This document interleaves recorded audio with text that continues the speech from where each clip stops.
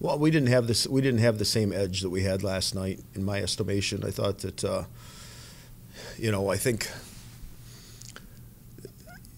I think. First of all, Ohio State's a good hockey team. So if you give them opportunities, they're going to take advantage. And I thought that, we made some uncharacteristic plays with the puck that led to odd man rush situations that ended up costing us.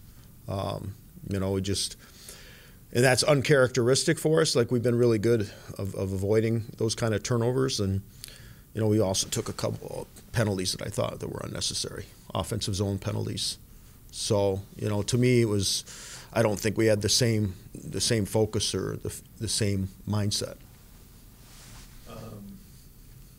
Not the way you would like to see Cale come to the end of this thing. Did you think after he allowed that one that the goal kind of went between his legs and things like that? Well, I didn't put that on Cale. It's just the way we were playing. I didn't want to, I've been looking for an opportunity to get Dylan St. Cyr into the net, and I figured the first opportunity would be mop-up duty because, the kid's been working hard, and, I thought that I would have done it when we played in Chicago against Wisconsin, but that was at the end of the streak, so it was a little more difficult for me to do it.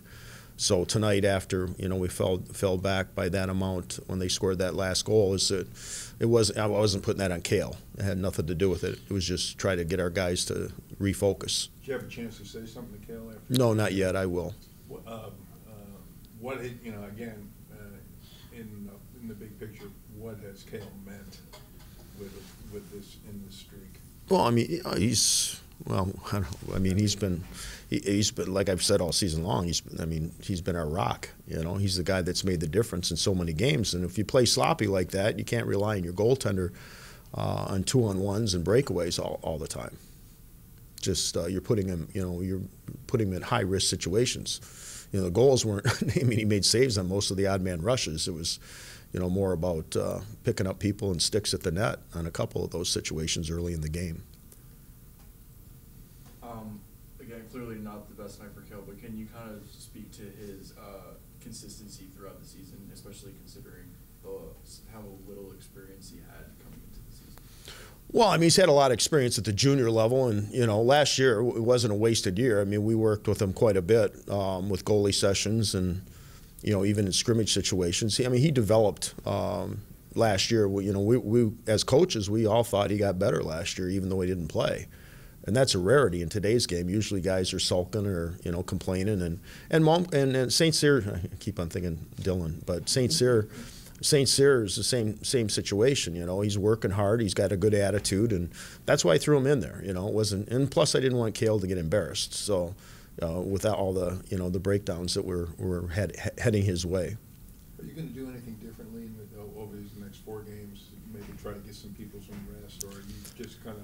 Well, I can't talk about us, playing at a high level and getting better, and making changes necessarily, unless somebody really deserves to come out. That's the biggest thing. And, I thought our defensemen tonight, with a few exceptions, I thought were a little sloppy tonight. They were partially responsible for some of those odd man rushes. So we'll evaluate it, get back to work on Monday and, just try to put a halt to, playing sloppy hockey. And just where do you think, what parts of Cale's game do you think have improved throughout the season?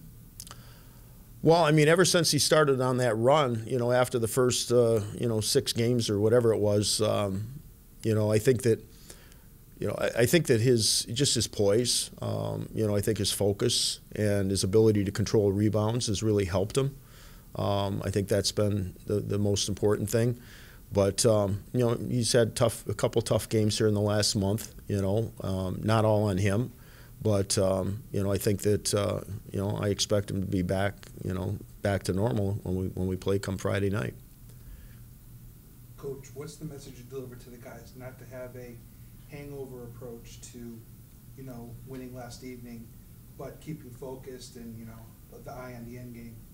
Well, I addressed it a little bit last night, but I addressed it more this morning. But it's really up to them, to determine if how they want to finish off the regular season.